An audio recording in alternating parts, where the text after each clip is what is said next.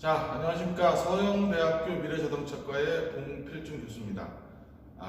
저랑 같이 배워볼 강의 내용은 우리가 자동차 진단평가 실무에 관련하는 가장 첫 번째 기초적인 사항에 대해서 진짜로 우리가 차량을 어떻게, 어떤 식으로, 어떤 방법을 통해서 점검을 하느냐에 대해서 한번 강의를 해보도록 하겠습니다.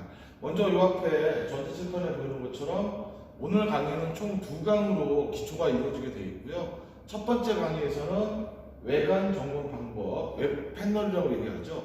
근데 웹 패널로 끝나는 것이 아니라 웹 패널을 하다 보면은 연계돼서 점검할 수 있는 부분까지도 점검을 어느 부위로 해야 되는지를 갖다가 저랑 같이 한번 알아보도록 하고요. 두 번째로는 실내에 들어가게 되는 시트라든지 각종 장치들이 또 들어갈 수 있겠죠.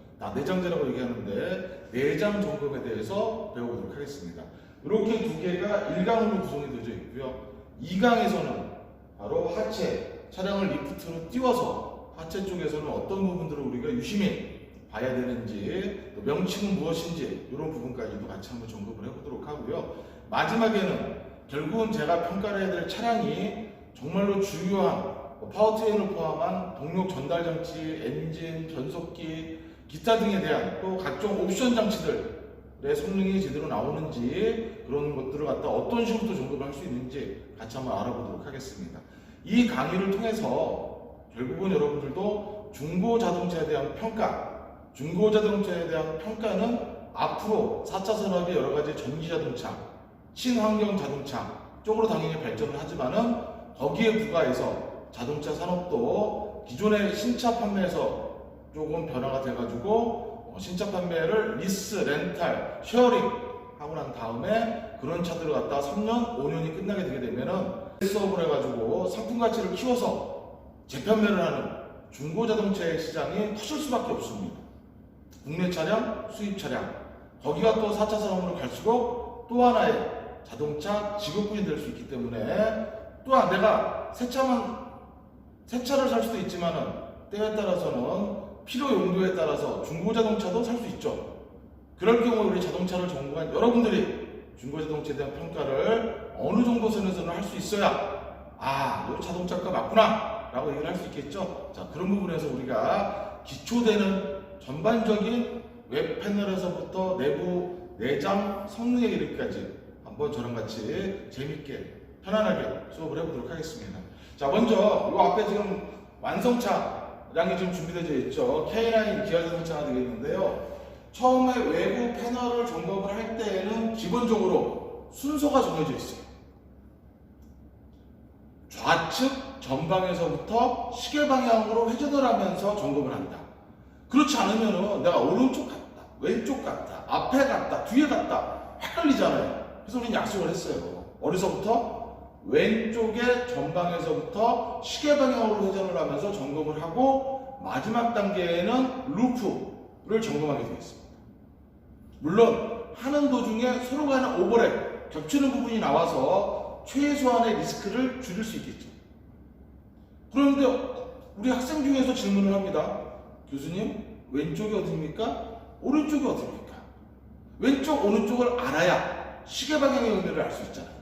그래서 우리 자동차는 왼쪽과 오른쪽 등에 대한 기준은 운전자가 운전석에 앉았을 때 그 운전자의 왼쪽, 오른쪽이라는 표현을 합니다. 그리고 처음에 차량을 우리가 첫 대면을 하는 거예요. 첫 대면을 하는데 신통방통? 점쟁이 빤스? 여기가 문제가 있구나! 이렇게 볼 수는 없다 이거죠. 그래서 첫 번째는 편안한 마음으로 약 3m에서 5m 정도의 거리를 뛰어서 자세부터 봐야 돼. 차량의 자세. 그럼 차량의 자세가 뭐냐? 사람을 치면은 짝다리를 짚는다거나 이런 자세가 아니라 대칭되는 거, 수평되는 거, 이러한 자세, 틈새 부분. 그래서 평평한 지면에서부터 차체까지의 높이가 일정하느냐, 로드 클리어런스죠. 도어와 도어의 사이 간의 틈새는 일정하느냐. 전방인 경우 같은 경우는 후드라고 하는 본네트, 전조등 케이스, 범퍼, 그 틈새들이 좌우 상하가 일정하느냐. 당연히 정상적인 차량이라고 한다 그러면은 일정해야죠.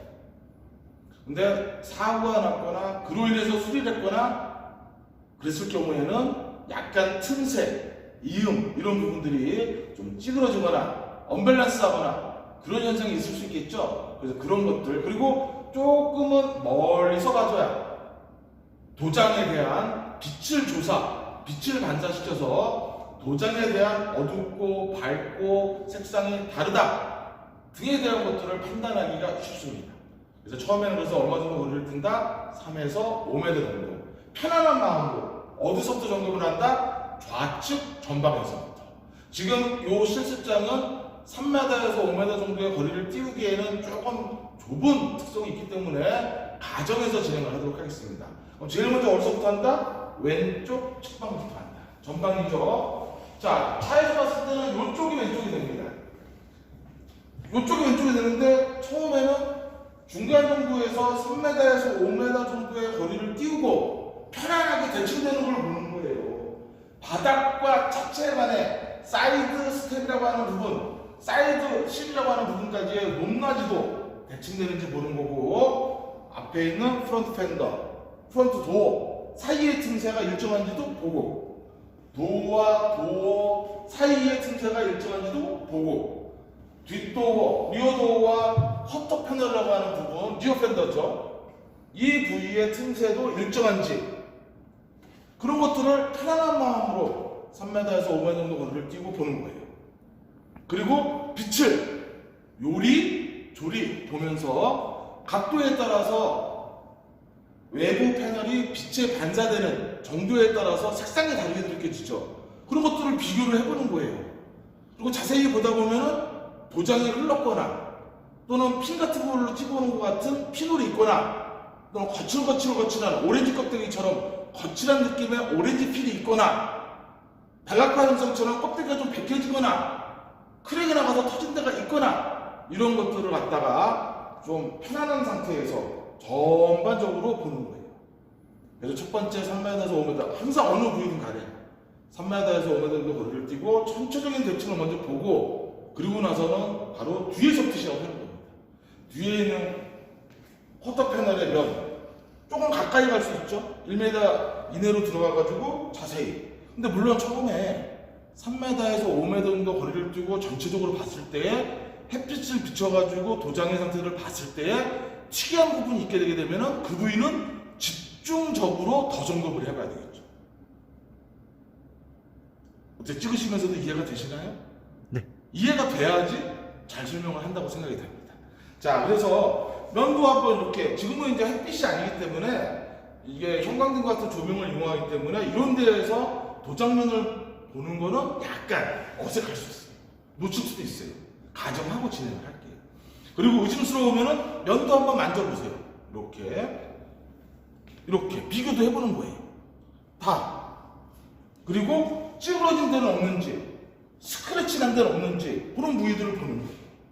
또 수지재 같은 플라스틱 같은 경우는 깨진 데도 없는지 보는 거예요. 근데 내가 면을 보고 싶어서 또는 차에 따라서 원래 세차를 하고 오는 게, 점검을 하기 위해서는 세차를 깨끗하게 해갖고 오는 게 매너죠. 에티켓이죠. 근데 안 그럴 수도 있단 말이에요.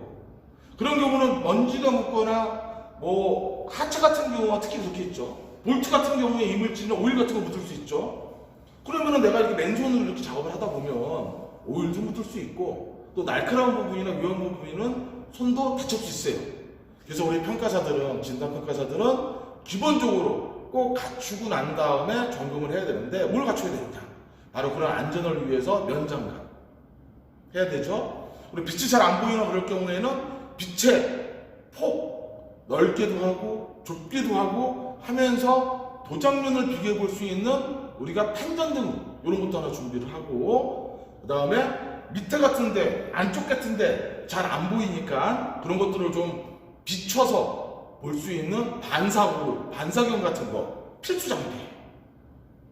그래서 반사경은 오늘 준비를 안 했고요. 나머지는 제가 직접 착용을 하고 진행을 하도록 하겠습니다. 자, 이렇게 면장갑이 하나 준비가 됐고요. 그 다음에 빛의 각도를 좀 달리하는, 제가 한번 켜볼까요? 자, 랜턴 들어왔죠? 요게 이제 빛이 오므려 모아지기도 하고 약간 퍼지기도 하고 하는 그런 기능이 있는 랜턴입니다.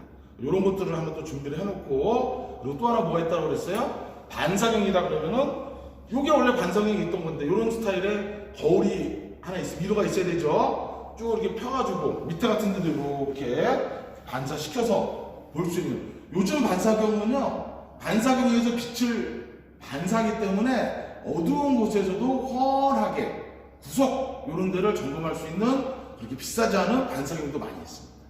그 세 가지는 필수적으로 우리 진단평가사 여러분들 또는 중고자동차를 평가하는 여러분들은 갖추고 있으면 좋습니다. 또 우리가 그런 중고자동차나 이런 것들을 전문적으로 평가를 하는 뭐 많이 있죠. 제가 이제 실명을 얘기하면 좀 그럴 수 있어요. 그래서 에세카, 더케카, 에스엔카 이런 데 같은 경우는 출장을 나가서 점검도 해야 되다 보니까는 출장을 나가면 차량을 리프트업을 할 수가 없어요. 리프트 장비를 가져갈 수가 없으니까. 그래서 하체를 보기 위해서 조금 넓은, 그 다음에 넓으면서도 카메라로 찍을 수 있는, 빛을 반사하면서 그런 장비들도 개발이 되어 있습니다. 자, 이제 장갑을 끼고 점검을 한번 해보겠습니다. 자, 제가 이제 3m에서 5m 거리를 띄워서 전반적인 거를 쫙 본 다음에 세부적으로 디테일하게 앉아봅니다. 뒤에서부터 시작하는 거죠. 왼쪽에 전방이죠. 전방의 뒤쪽부터 시작을 해가지고 타이어도 잘 보게 되면 휠의 이상용, 뭐 스크래치가 났느냐, 깨진 데는 없느냐, 디자인이나 색상은 맞느냐 이런 것들도 봐줘야 되고, 타이어의 사이드 월이라고 되어 있는데 타이어 치수 나와져 있죠. 그런 사이즈 또는 트레드 패턴 이런 것들이 네 바퀴의 타이어와 휠이 동일하냐 또는 다르냐, 앞에 두 개와 뒤에 두 개의 타이어의 지름, 직경이 차이가 나면 그것도 문제가 있는 거예요.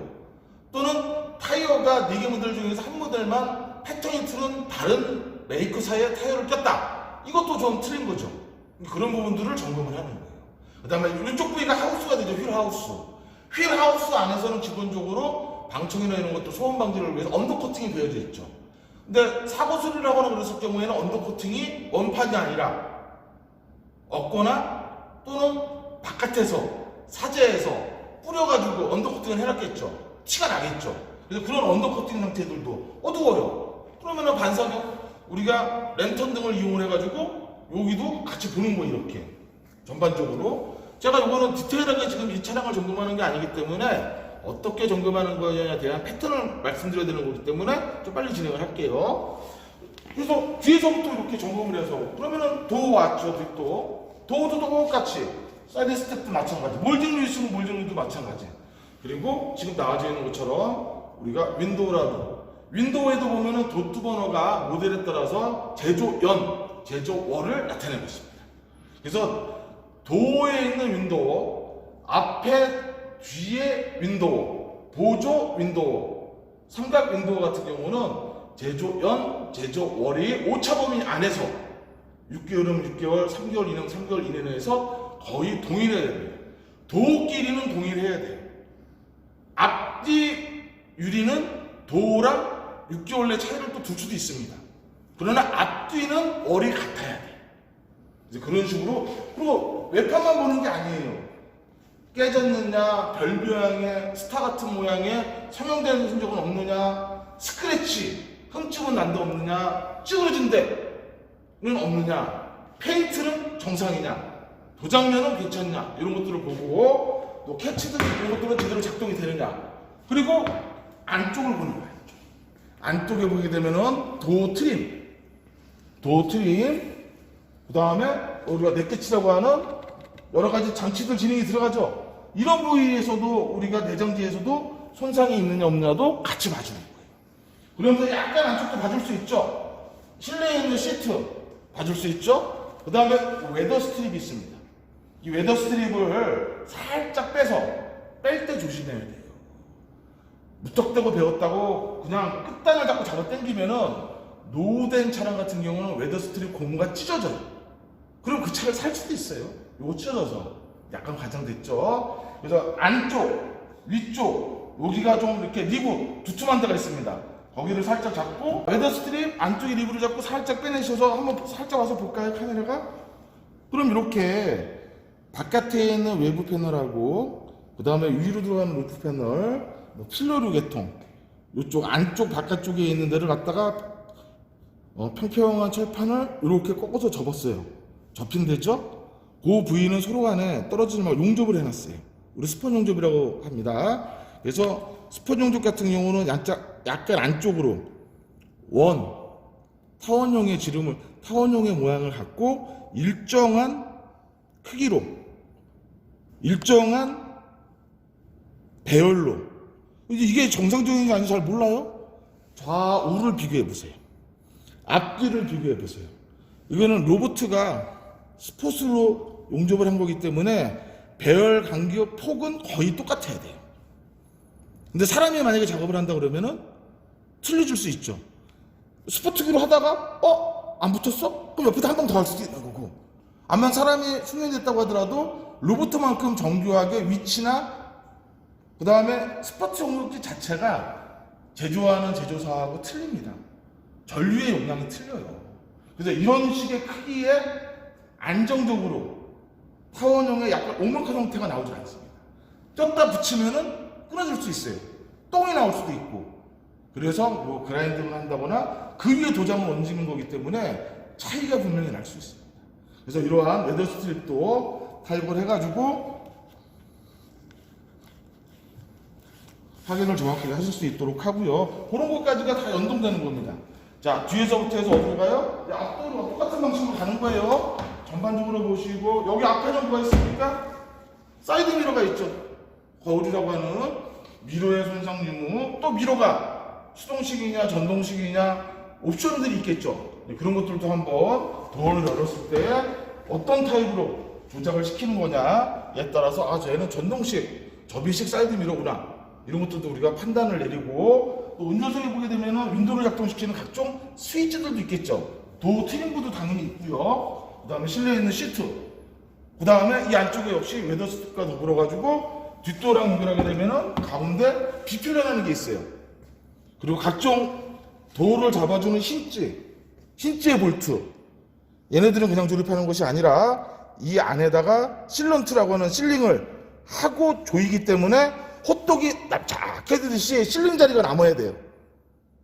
그리고 볼트는 마모가 되면은 손을 댔다라는 거죠. 그러니까 마모 정도. 그래서 전반적으로 했을 때에는 스폿 용접, 접합 부위 같은데, 그 다음에 가장 대표적이면서 가장 약점이 많이 나올 수밖에 없는 도장면, 그 다음에 각종 실링 상태. 실링 상태 같은 경우는요, 철판을 바깥에서 안으로 날카롭게 하지 않기 접습니다. 이렇게 접고 난 다음에는 틈새가 발생되죠.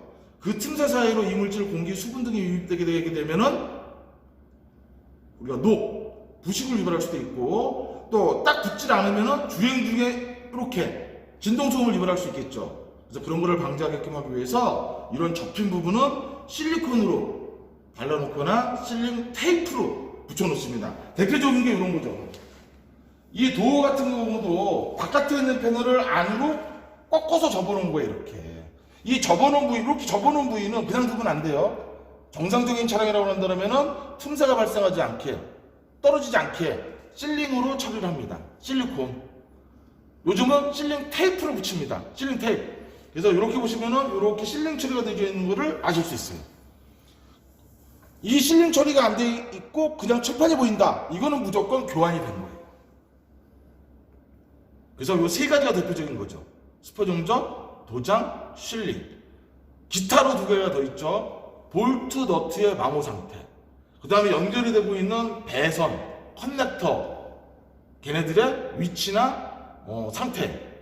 그 다음에 각종 부품들의 제조연, 제조원을 알 수 있는 도트 시리얼들이 다 있습니다. 윈도우면 윈도우, 전조등 케이스면 전조등 케이스. 그런 것들을 종합적으로 했을 때에 사고차다, 아니다 등을 우리는 판별을 할 수 있습니다. 자, 다시 한번요. 자, 우리가 첫 번째 외부 패널을 점검을 할 때에는 이런 패턴을 이용을 해가지고 좌측의 전방, 그리고 뒤에서부터 시계 방향으로 돌아요. 시계 방향으로. 그리고 와서 전방에 오겠죠. 전방. 좌측이 끝나면 전방. 전방에서는 범퍼가 있겠죠, 라디에이터 그릴이 있겠죠, 엠블렘이 있겠죠, 전조등 케이스 등과 같은 본네트가 있겠죠. 이런 부분에 닫히는 상태, 도장 상태, 또는 본네트를 열게 되게 되면은 본네트도 역시 외부 패널을 안으로 접었겠죠. 그럼 여기 실링 다 들어갑니다. 그리고 요즘은 내부를 보고 이쪽으로 와보시면은 지금 카바가 씌워져 있기 때문에 프론트 팬더 같은 경우는 털부착이 가능한 형태예요. 교환이. 그래서 볼트를 체결합니다. 이렇게. 안쪽에서도 들어가고 밑에서도 들어갑니다. 이 볼트들 밑에 판도 다 실링을 넣습니다. 붙였어요. 눌렀어요. 티가 납니다. 그리고 마모 상태. 그리고 우리가 끝으로 한번 생각해 볼게요. 정상적인 차량은 자동차를 제조하거나 프레임이나 이런 패널들 이런 것들을 할 때에는 기본적으로 우리가 담그거나 그래서 방청 처리라는 걸 합니다. 녹슬지 말라고. 정말로 빈틈없이. 그리고 샤워부스 같은 데를 진하게 만들어 가지고 도장이라는 것은 여름철에 좀 철판은 팽창할 수 있고 겨울철에는 수축할 수 있기 때문에 어느 정도의 탄성이 있어야 중간층에서 딱 붙어 있습니다. 안 그러면은 안쪽에 들어간 철판이 팽창과 수축을 하게 되게 되면은 잘못하면 겉에 좀 딱딱한 형태의 도막면이 떨어져 나갈 수 있어요. 그래서 우리가 좀 탄성이 있는 서페스 같은 거를 또 칠합니다. 메이커사에서는 정교하게 빈틈없이 합니다. 그리고 본 색깔을 나타내는 도장들이 몇 회에 걸쳐서 칠해집니다. 녹이 쓸 수 없습니다. 철판이 공기랑 만날 수가 없습니다. 공기랑 만나야 산화가 되면서 녹이라는 게 발생이 되겠죠? 불구스름하게. 그래서 정상적인 차량은, 손상이 없는 차량은 녹이 나올 가능성이 적습니다. 근데 사고 수리 등에 의해서 도막면을 그라인딩, 샌딩하고 그리고 퍼티, 평활성하고 그 다음에 우리가 공장에서 보수를 하기 위해서 플라이머 서파이스 같은 두 가지 기능을 방청과 탄성이 있는 거를 뿌리고 본도장이 올라가거든요. 잘 뿌려서 수명자가 했다고 하겠습니다. 다 그렇게 하시죠. 그래도 재작업을 했을 경우에는 사람 눈으로 보일 때는 칠은 안 나지만은 빈틈이 있을 수 있어요. 빈틈이 발생하면은 그 빈틈으로는 공기가 들어올 수 있습니다. 공기가 들어오고 수분이 들어와요. 그럼 철판에, 그럼 거기서 속 안서부터 녹이 쓸기 시작해요. 녹이 쓸다가 결국은 바깥으로, 도장면 바깥으로 나오죠. 그래서 우리가 볼트들도, 중요한 볼트들도 다 마찬가지예요. 방청 처리를 해놨기 때문에 녹이 쓸었다? 그럼 의심을 해봐야 돼요.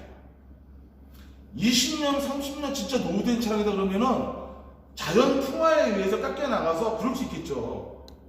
약해졌으니까. 근데 몇 년 안 된 차량인데 녹이 쓸었어? 작업을 했다라고 의심을 하셔도 과언이 아닙니다.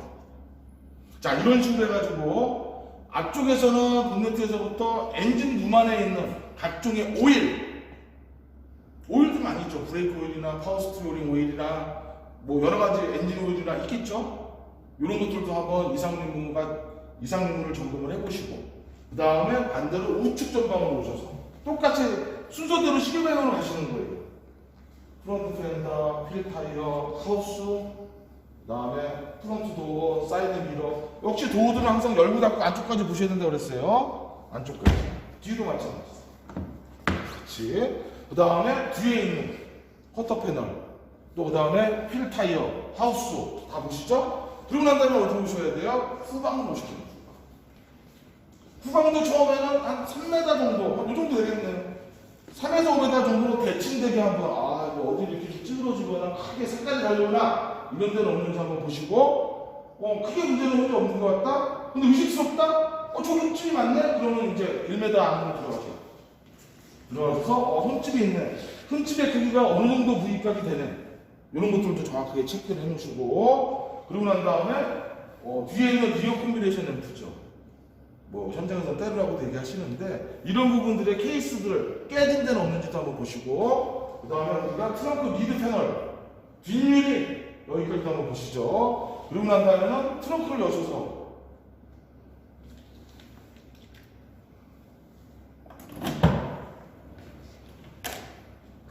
트렁크 안쪽에 보게 되면은 보통의 차량들이 뭐가 있죠?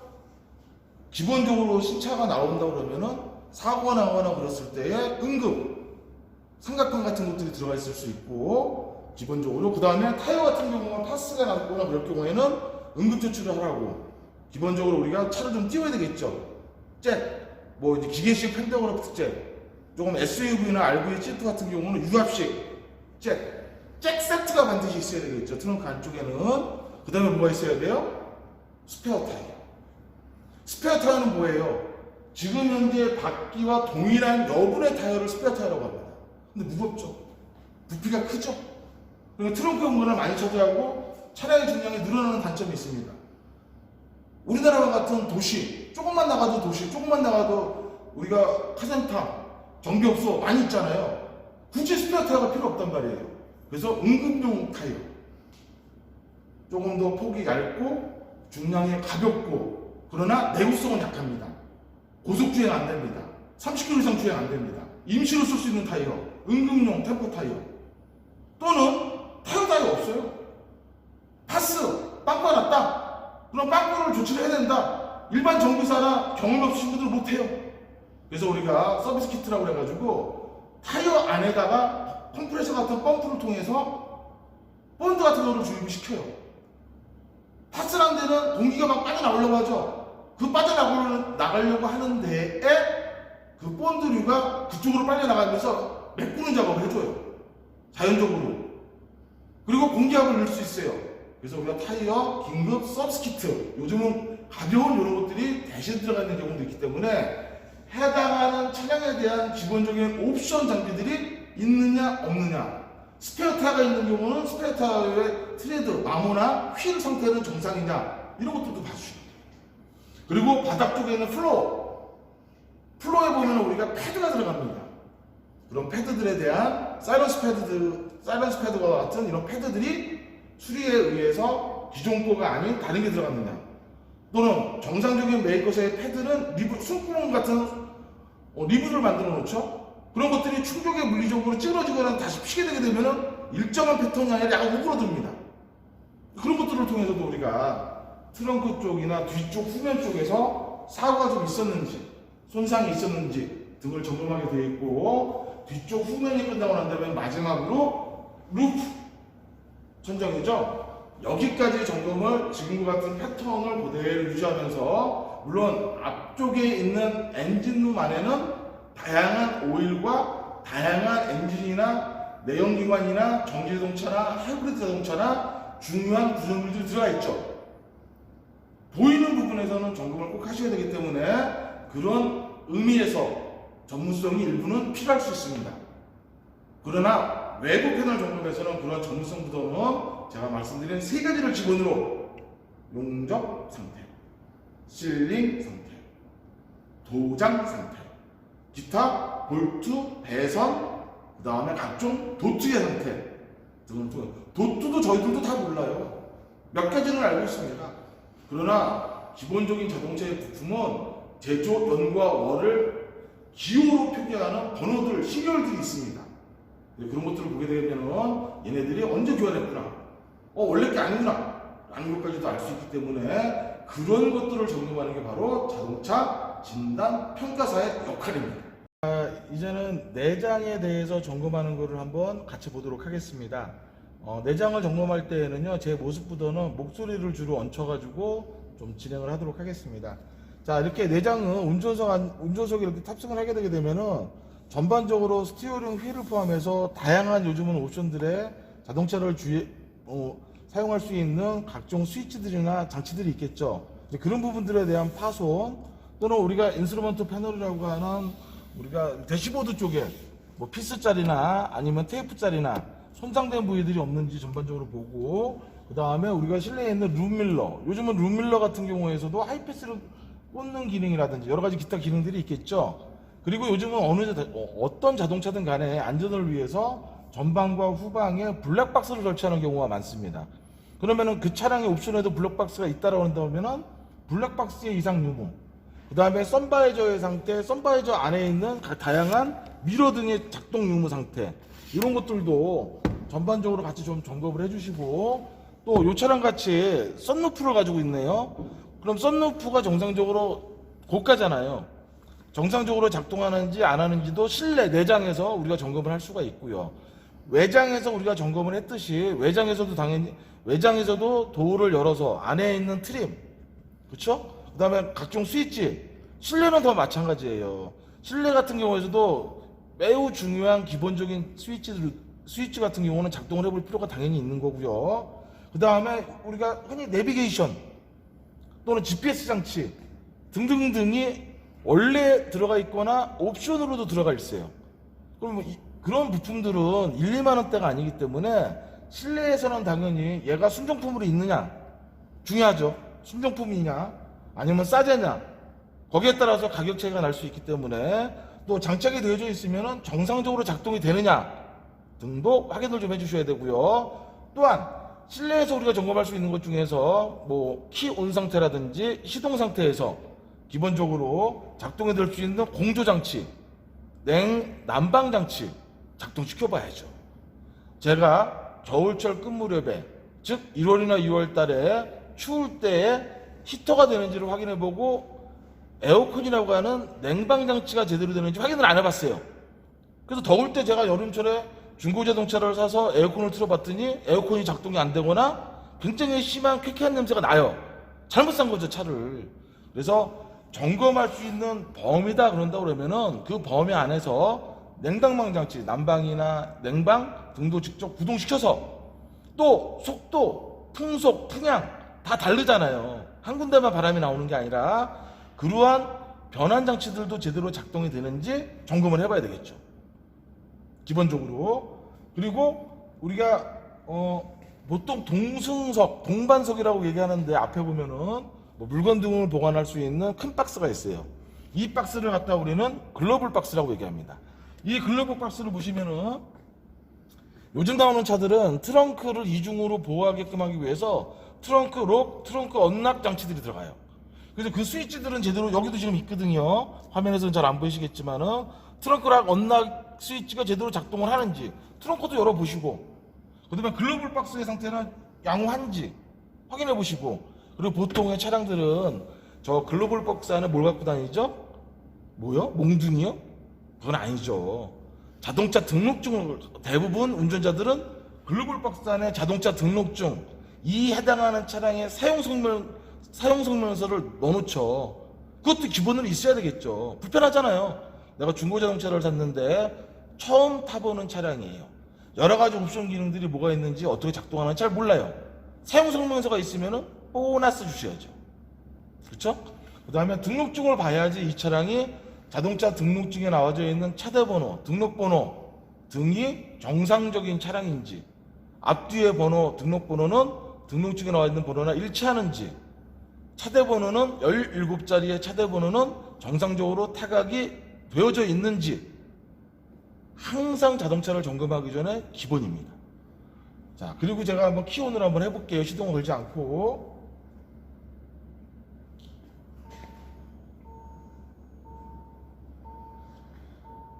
당연히 계기판, 내비게이션 제대로 들어오는지 냉난방 장치 등은 제대로 작동이 되는지 점검해 보셔야 된다고 그랬어요. 물론 시동 걸고 점검하시는 게 확실하세요. 근데 지금은 시동까지는 걸지는 않고요. 자, 들어왔을 때 안에 주행거리 보이세요?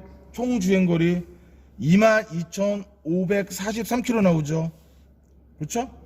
이게 이제 총 주행거리가 될 수도 있고 메뉴 변화하는 거에 따라서 트립 구간 내가 오늘 충전을 했는데 또는 내가 오늘 주유를 했는데 내가 10만원어치를 했어요. 그 10만원어치 갖고 내가 몇 킬로나 탈 수 있을까? 또는 내가 여행을 가요. 야, 이번 여행에서는 내가 총 몇 킬로나 주행을 하고 왔을까? 등을 알고자 할 때에는 0부터 리셋을 시켜서 다시 총 사용한 거리 말고 내가 지금 필요한 거리를 카운트를 다시 할 수 있죠. 뭐 트립 구간이라고 얘기하거든요. 그래서 트립 구간은 빼고 총거리가 중요한 거예요. 보통 1년에 몇만 킬로죠? 2만 킬로.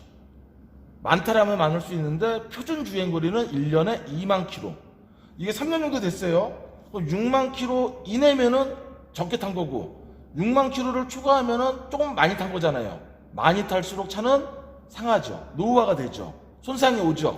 그러면은 차량의 가격도 떨어질 수밖에 없어요. 그래서 그런 부분들을 갖다가 우리 실내에 또 이 안에 내장재들이 있잖아요. 바닥에 매트들이 있죠. 이런 것들에 대해서 담배 냄새, 니코틴 냄새, 또 전에 운전자가 동물을 상당히 사랑하셨으면은 고양이나 강아지를 사랑하셨으면은 같이 다니셨겠죠. 그러면은 이 실내 같은데 천장이나 이런 데 같은 경우에 기본적으로 동물 털 냄새가 배길 수도 있어요. 이건 감점 요소입니다. 왜? 실내 클리닝 해줘야 되니까. 담배 니코틴이 있으면은 또 실내 클리닝 해줘야 되잖아요. 감점이거든요. 그런 것들도 한번 전반적으로 또 찢어진 데는 없는지. 시트 같은 경우는 기본적으로 앞에 있는 시트나 뒤에 있는 시트나 오염 또는 쿠션 부위 주저앉은 상태, 많이 타면 오래 타면 주저앉잖아요.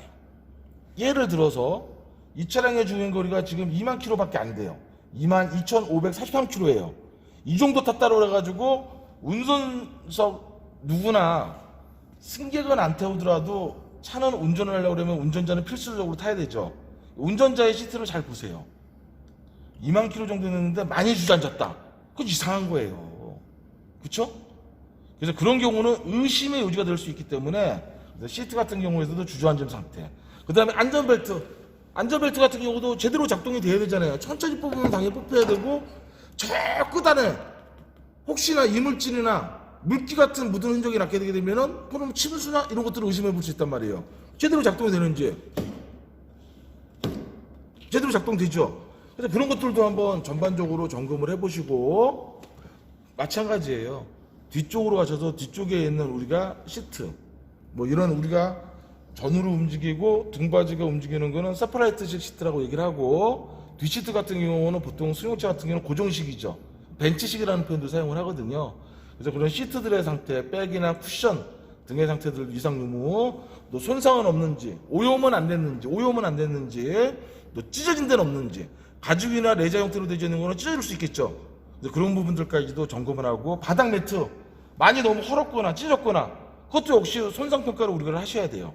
그래서 운전석에 앉아서 등록증에서부터 전반적인 전장품의 기본적인 사항, 시트류들, 트림류들, 그 다음에 실내에 있는 천정 이런 부위들까지도 여러분들이 점검을 하셔서 이상이 있는지 없는지를 점검을 하는 것이 내장계 점검이라고 보실 수 있습니다.